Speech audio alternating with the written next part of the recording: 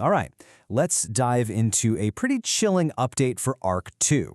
We're looking at an entity we all thought we knew, Atman-Null, but it's been completely reworked by the Null protocol. It's not just a creature anymore, it's a weapon of pure psychological warfare. We're going to break down exactly how this shrouded will works. And we've got to start with this quote from Sinnohs, because it just sets the stage perfectly.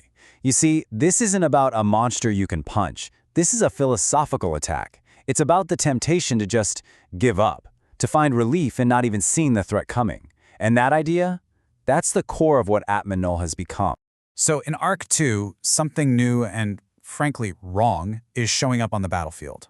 Whether it's the ash-covered streets of Naples or those dark forests, Atman-Null isn't a clear, defined creature anymore. No, now it's something way more insidious. This creeping, unnatural fog that just hugs the ground right at Sinus's feet. Now, what's so fascinating here is the sheer sensory wrongness of this thing.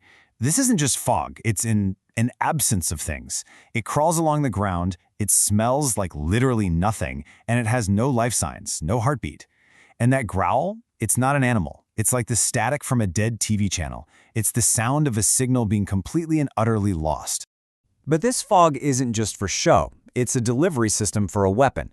It's carrying what the source material calls the field of mindless existence. You can just call it what it is, a miasma of apathy. It attacks your mind directly, turning the very air you breathe into a tool for surrender. And its main attack has this perfect, chilling name, the silence of the clot. Think about this. All you have to do is breathe it in, and your will to fight is just neutralized. It doesn't just make you sad or scared, it numbs your drive. It physically and mentally cuts you off from your own beliefs and from any allies standing right next to you. The whole process, the anti-intellect effect, is terrifyingly simple. It's just 3 steps. 1, you get surrounded by the mist. 2, you breathe it in. And 3, your will to fight just vanishes. Poof, you're pacified. You've surrendered before a single punch has even been thrown. So, you have to ask, how does a simple fog pull off this level of mind control? Well, the trick is, the real weapon isn't physical, it's conceptual. To get it, we have to pull back what the lore calls the semiotic veil, because that's where the real danger is hiding. The semiotic veil. Think of it like a cloaking device, but for reality itself. Your brain sees a patch of harmless fog, not the predator that's hiding in plain sight. Its entire job is to trick you, to send a false, non-threatening signal so that your intellectual defenses are down before the real attack even starts.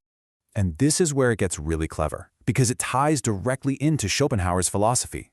For him, the phenomenon is the world we see on the surface, right? But the will is the real, hidden force driving everything underneath. In this case, the mist is the phenomenon, the harmless appearance, and it's hiding the true monstrous nature of the will lurking just beneath the surface. Which, of course, brings us to the million-dollar question. If the mist is just the clever disguise, the phenomenon, what in the world is the monstrous will that it's hiding? And the answer is just as bizarre and terrifyingly familiar as you might expect. Because behind all that spectral, will-sapping fog is a form we've definitely seen before, now twisted for a whole new horrifying purpose. Yep, it's Atman-Null, the demonic poodle, the glitch from Project Willa.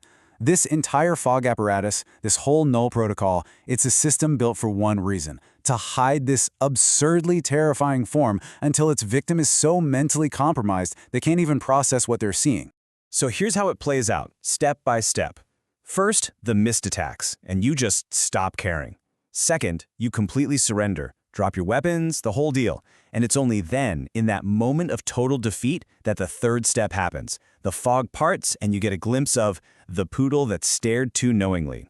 And right after that, it snaps into its monstrous Cerberus form to guard Sinnohs.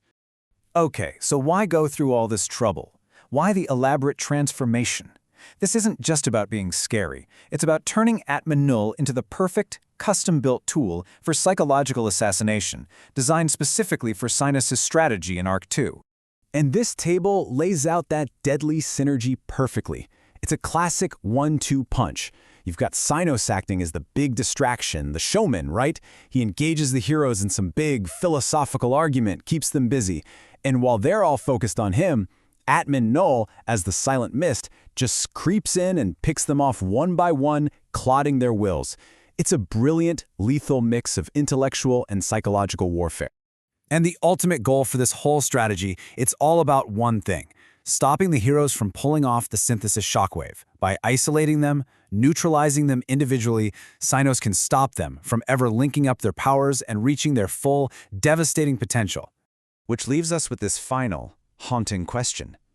How do you fight back when the enemy isn't just a monster you can hit, but the very air you need to breathe? How can heroes possibly win when the entire battlefield is engineered to make them surrender before the fight even starts? That, right there, is the challenge that's going to define Arc 2.